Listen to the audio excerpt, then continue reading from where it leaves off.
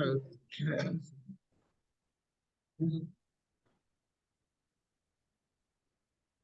Right. Okay. Thank you. Okay, good morning, everyone. My name is Rabbi Sam from Belmont. Thank you very much for inviting me back again. Couldn't have been too bad if last time if I'm here again, so that's good. What we're going to talk about today, we don't have very much time, but we're going to try and hit the highlights. Are two gentlemen who are mentioned in this week's parasha, who are seen sort of by us traditionally as the paradigmatic troublesome congregants, if you could say it that way. These are the people who are consistently, at least as far as Chazal are concerned, causing Moshe problems. And the interesting thing is, though, that we don't really know very much about them in the text of the Torah itself, and we leave Chazal to sort of pick up the pieces there. And what's also interesting is trying to understand why it is exactly that they are so angry with Moshe, why it is that they are so disrespectful to Moshe. And as an aside, I will say that this is one of the interesting things about being a rabbi, is that if somebody come up to you and they're angry with you about something that you have absolutely no idea what's going on. So there are these two people, they're called Datan and Aviram, and we're familiar with them, but I think perhaps not as familiar as we might like to be. So let's first of all see the source in this week's parasha, and then we'll try and see a few more psukim along the way. Source number one, so Moses sends to call to Datan v'Aviram, he wants to talk to them, and they say, we're not going. We're not going to talk to Moshe Rabbeinu.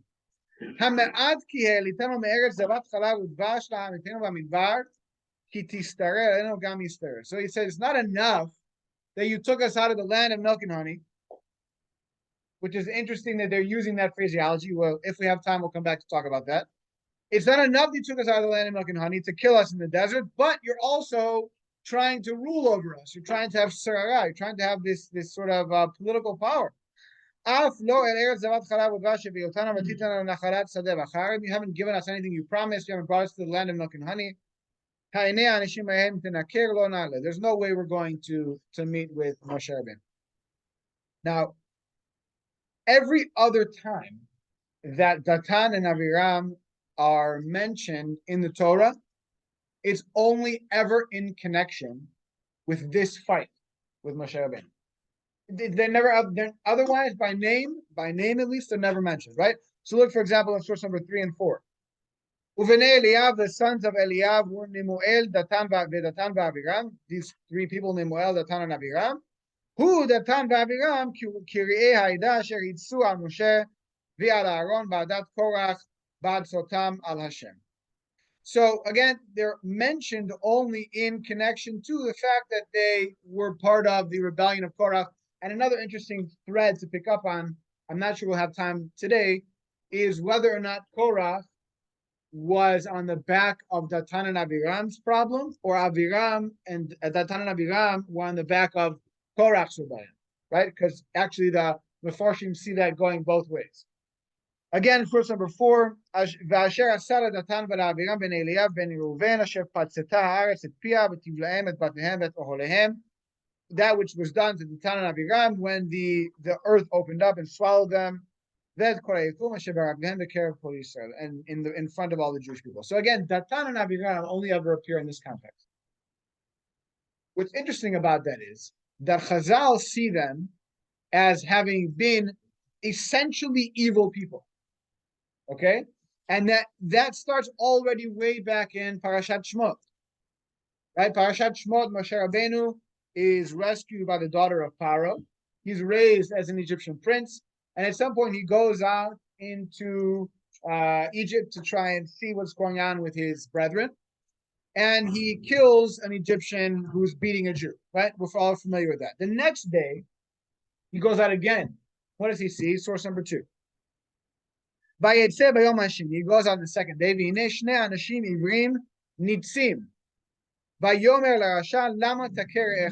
There are two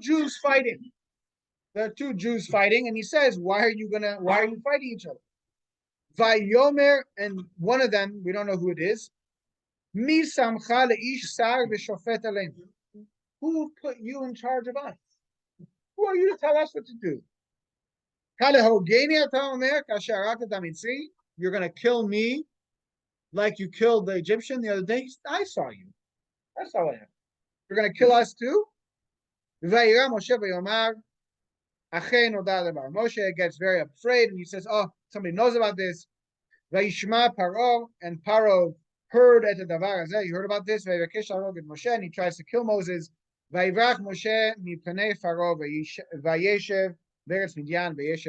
Moses goes to live in Midian. So Chazal, if you look in source number 5, the Chachamim identify these two fighters. Who are these two people fighting? Source number 5, Nitzim. These two people were Datan and Abiram, right? And who else were they? They also, if you remember, there's another story which I haven't brought you, but we all remember it, that there Moshe Rabbeinu says to the Jewish people, the man is going to come down, enough each day per day, right? And only on Yom Shishi you get 2 portions of man, one for Yom Shishi, one for Shabbat, okay? But obviously there were people who didn't trust Moshe Rabbeinu about what he said about the man, and they took 2 portions of man on a Tuesday. What happened to the man? It went off. They Chazal, who were those 2 people who didn't trust Moshe Rabbeinu? Of course, they were our paradigmatic evil people, Datan and Abiram. What else did they do? They were the ones who said on last week's parasha, after the incident with the spies, let's go back to Egypt. Okay? So in the way that Chazal are viewing Datan and Abiram, really, really problematic. Okay? Not only that, they say in source number 6, in a different midrash, that when the pasuk says "Vayishma Paro the davar hazeh," and you heard about Moshe Rabbeinu killing the Egyptian, who was it that told Paro? Of course, it was Datan and Abiram. Who else would it be? So these are people that Moshe Rabbeinu has had a problem for a long time, and the Gemara and Megillah summarizes this very nicely for us. Okay? On the back of the word "who" in the pasuk in source number 3, Chazal say Datan and Abiram hen berishan mitchilatan v'ad sofan. They were evil from their beginning to their end. These were purely evil people. Okay. Now, a thread that we don't have time to pick up on, but which you should, which is interesting, is that if you remember when Moshe Rabbeinu first goes to the Jewish people, and he goes to visit Pharaoh, and Pharaoh doubles down on his hard work for the Jews. He says, not only am I not going to let them go, but I'm going to take it where there's straw, and they have to make their own straw, get their own raw materials for the bricks, etc. And then when Moses and Aaron come out from meeting with Pharaoh, they meet some Jewish leaders, and the Jewish leaders give them a hard time. Who were them? Who were they? Of course, Datan and Abiram, right? But what's interesting is that the Midrash says that they were tzaddikim, that they had Ruach HaKodesh. So you have a little bit of a conflict there. Were they evil mitchilatan v'ad sofan, or were there some redeeming qualities about them? Okay. In any event, what was the problem that they had with Moshe Rabbeinu?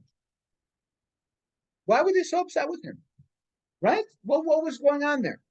So if you look, turn the page over. Sorry, we need a little bit of background here. Sorry, 1 second. Go back to source number 10. We said before that Datan and Abiram referred to Egypt as Eretz Zavat Chalav Udvash, right? You took us out of Eretz Zavat Chalav Udvash. Why would they refer to Egypt that way? Why would that be the language that they used to refer to Egypt? Well, if you look in source number 10, you'll see why. This is, again, talking about Lot, Abraham's nephew. Vayisa Lot et einav vayar et kol kikar Yarden ki chula mashke. He saw that the whole Jordan Valley was very fertile. Lifnei shachet Hashem et Sodom ve'et Amorah. This is before God blew up Sodom and Amorah. Kigan Hashem, ke'eretz Mitzrayim bo'acha tzoar. It was like the Garden of Eden, like the Garden of God, like the land of Egypt. And actually, throughout Tanakh, the land of Egypt is referred to as a very fertile and wonderful place to live. Okay? So this is where they're coming from. And they're saying, okay, you took us out of the land, which was quite fertile and nice, and you told us you were taking us to Israel, right? But you haven't. Okay? So look what the Midrash says. 4 more minutes. Look what the Midrash says. On source number 13. Was it not enough? So it's going on the part of the psukim where they say to Moshe Rabbeinu, "Hama'at ki eritanu me'eretz zavat chalav udvash." Wasn't it enough that you took us out of Egypt? Why are you being so haughty with us? What good? What did you do for us? You took us out of the land of Egypt, which is like the Garden of Hashem, like we just read. And to Eretz Canaan, you haven't brought us. Because remember, what is happening? What has happened to the Jewish people so far? Right? We're going to see it in the Ramban if we have time. But essentially, we're in the middle of a slew of tragedies. Right? You go to Te'avah, we had where they all died, and then we had the Slav, and then we had the spies, and then we have this Korach's rebellion, and it's just one thing after another, and all the Jews seem to be dying in droves, right? Hashem is just having a field day, knocking off all these people. So they say, you told us you would take us to Israel, and instead you're killing us in the desert. And there's plagues each day. Seems to be, and the Ibn Ezra says the same thing. They had a pretty good claim, right? And again, right, we understand because we have the benefit of hindsight that there was a process in play here, and that it wasn't the end of the road. But if you can imagine from where they're sitting, let's just go back to the middle of COVID. And remember the despair that we all felt. We're locked in our homes. There's no end in sight. We don't understand the broader plan of what's going on. We don't know when we're ever going to, be able to walk outside again without the police being upset at us. We don't understand where the end is. So you could really see how Datan and Aviram have a claim here, right? And so what they're saying is essentially that Moshe Rabbeinu has put himself above the Jewish people for no reason, right? And look at the Ibn Ezra. The Ibn Ezra says this very clearly. Source number 14. What is the claim here? You took us from a good place. And if you had brought us into another good place like that, and you gave us a field and a vineyard, like we had in Egypt, and then you would say, I want to lead you. We would have put up with you. You want to be a leader over us. At least you're giving us good stuff. Why are you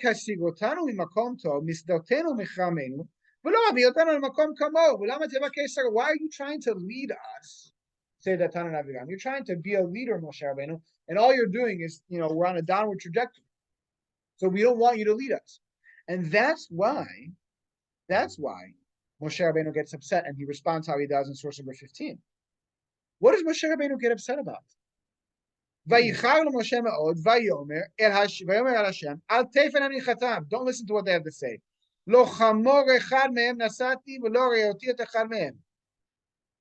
First of all, he says, I'm not benefiting from this job. I'm not here for the money, right? It's like in America, okay? The congressmen, up until a few weeks ago, were fighting about whether or not to extend the debt ceiling, which would have paid the salaries for the army and the Social Security for all the elderly people, etc., right? But even if they hadn't approved the budget, who would have kept getting the money? They would. And their salaries are not on the line, right? Moshe Rabbeinu saying the exact opposite thing. I didn't take 1 shekel from these people. I was independently wealthy. I'm not here for the money. Not only am I not here for the money, I'm not done anything wrong. I'm not done anything bad to them. I'm not done any of this stuff. This is all their fault. Okay, so this is essentially the claim of the Tanan Abiram. And the Ramban goes through here, he unpacks each pasuk and explains exactly what the Tanan Abiram were upset about and how Moshe responded. Okay? And he brings us also this idea that that perhaps Torah was coming onto the back of the Tanan Abiram's complaint and not the other way around, which is the way that is presented in the Psukim. In any event, we'll end with sources number 19 and 20. The famous pasuk in Yirmiyahu, Haloch v'karata be'oznei Yerushalayim lemor. Go and speak to the Jews of Jerusalem and say to them, Ko amar Adonai, so says Hashem, Zacharti la chesed ne'uraich. I remember the chesed you did with me in your youth. Ahavat kilulotayich, the love that we had for each other when we were newlyweds. Lechtecha charai b'midbar be'eretz lo zerua. When you went after me in the desert in a land which was not fertile. Says the Menachem Tzion. Verse number 20. Adarab, kavanat paro hayta shegam adarim b'Mitzrayim yalchu v'yitashvu b'Goshen. Says the Menachem Tzion that when Paro let us go, he didn't intend for us to leave and go to Israel. We thought we were just going to go back to Goshen, where we were living. And then we'll get used to living there again. And then he could do the whole thing over again. He'll enslave us one more time. And why Goshen? Because Goshen was a very fertile land. And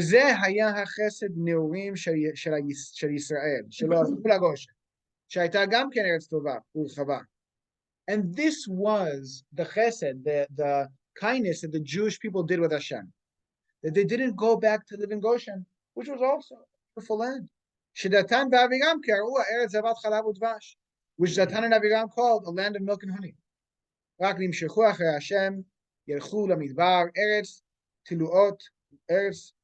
not exactly sure what that word is. That's a mistake. Lo zruah.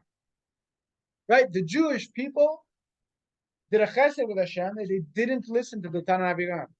They had a good claim. Right? It turns out that they ultimately were evil people. And ultimately, there's a lot more that we could unpack here. But ultimately, what the Jewish people did was to trust that Hashem had their best intentions at heart, and to trust that Moshe Rabbeinu was actually a shaliach from Hashem and not somebody who put himself over the Jewish people for no reason. And that ultimately led them to the land of Israel and ultimately to the Geulah. Any comments or questions on that, or one over there? First cousin of mine. Psychologically, I understand, Russia sort of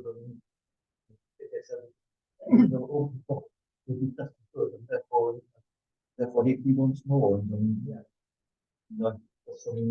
Just psychologically, I can understand the correct. Well, know that they were supposed to be the leaders because they were the firstborn, right? And actually, it was taken away from them because of the way they were being acted.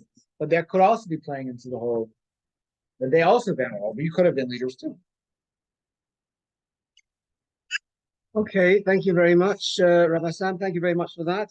I will say goodbye to those on Zoom, and then I'll do the bracha achrona here in Network. Okay, good Chodesh, everyone.